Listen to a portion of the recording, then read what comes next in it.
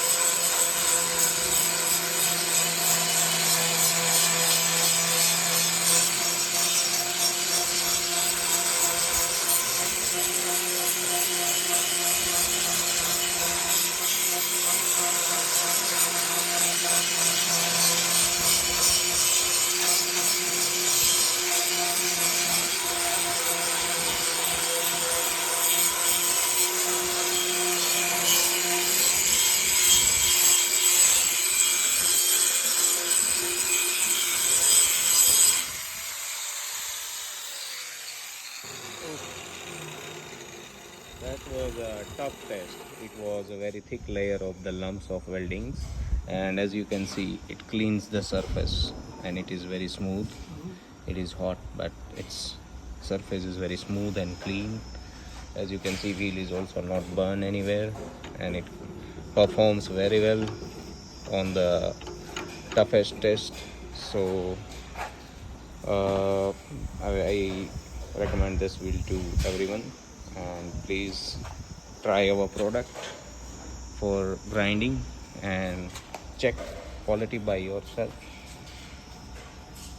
It is somewhere 1 foot surface we have cleaned right now, more than 1 foot.